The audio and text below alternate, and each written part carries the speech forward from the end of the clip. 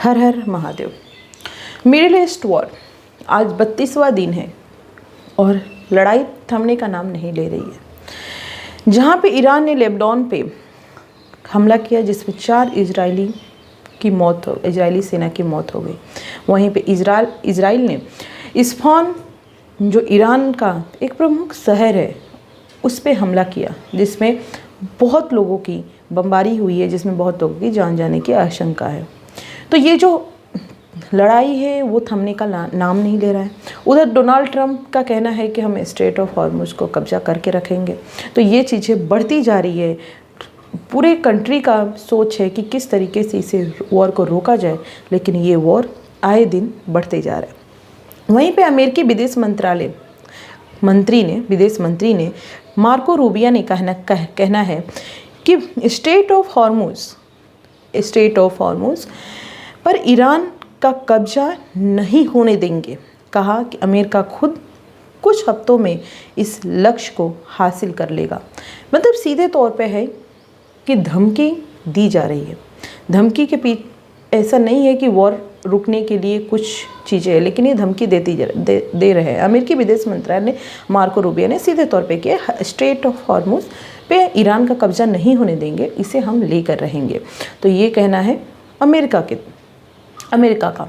उसी तरफ ईरान का कहना है कि अगर अमेरिका कोई भी सैन्य कार्रवाई करने के लिए आगे बढ़ेगा तो हम उसको तैयार हैं उसका डट के सामना करने के लिए, क्योंकि हम झुकेंगे नहीं। तो ये वेस्ट एशिया में जो वॉर चल रहा है उसके बारे में था। एक दुख की न्यूज़ ये है कि बहुत सारी जगह पे ऐसी चीज़ें होती है जहाँ पे सिर्फ भगदड़ से हम अपनी जान गंवा देते हैं। ऐसा नहीं है ये पहली बार हुआ, इससे कई पहले भी हो चुका है। नालंदा के शीतला माता मंदिर में भगदड़ हुआ जिसमें 9 श्रद्धालुओं की महिलाओं की मौत हो गई। इसके पीछे कहीं भी भगदड़ हो, सरकार को मैनेजमेंट पे ध्यान बहुत देना जरूरी है। कहीं पर भी भगदड़ होता है ऐसी जगह पे, वहाँ पे सरकार की लापरवाही, प्रशासन की लापरवाही की वजह से ही ये चीज़ें देखने को मिलती है। अब जिसकी मौत हुई उसमें बिहार सरकार ने बोला है कि 8-8 लाख का मुआवजा देंगे। पैसा किसी की भी मृत्यु होती है उसका पूरा नहीं कर सकता है, लेकिन फिर भी प्रशासन को इस पर ध्यान देने की बहुत ज़रूरत है। आते हैं चुनाव में।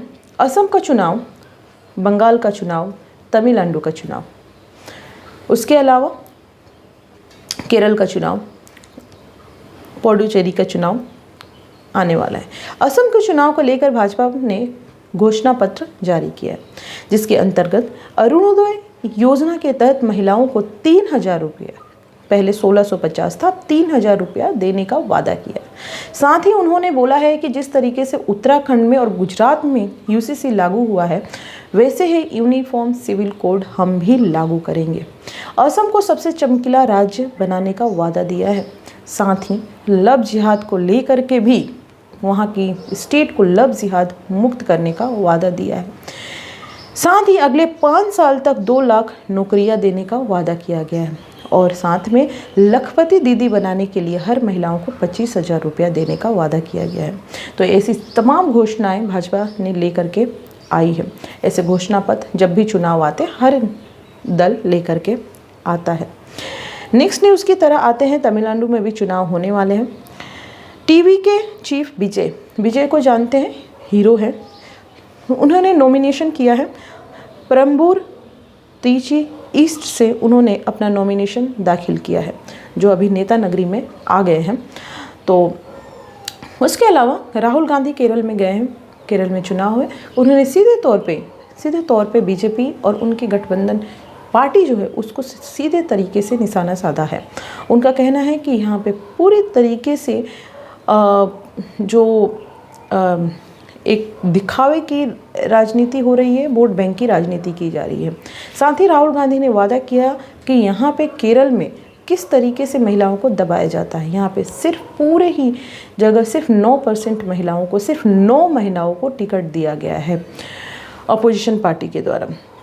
इसके अलावा उन्होंने बोला कि अगर हमारी सरकार बनती है तो हम महिला को मुख्यमंत्री के रूप में देखना चाहेंगे। साथ ही उन्होंने केरल के नर्स के बारे में भी बहुत बड़ी चीज़ बोली। उन्होंने कहना है कि यहाँ की नर्स पूरे भारत में सेवा प्रदान कर रही हैं। तो ये राहुल गांधी वहाँ पे जा कर के बोल रहे हैं। वहीं पे देश के प्रधानमंत्री नरेंद्र मोदी का वादा है कि केरल को वहाँ की संस्कृति की रक्षा करेंगे, वहाँ के महिलाओं के लिए, वहाँ के युवा के लिए, वहाँ के किसान के लिए हम काम करेंगे, हम वो के काम करेंगे जो अब तक केरल में नहीं हुआ है। तो ये चीज़ें चलती रहेगी, चुनाव आ गया है। तो थैंक यू सो मच। ऐसे ताज़ा तरीन खबरों को देखने के लिए मेरे चैनल को ज़रूर सब्सक्राइब करें। Thank you so much.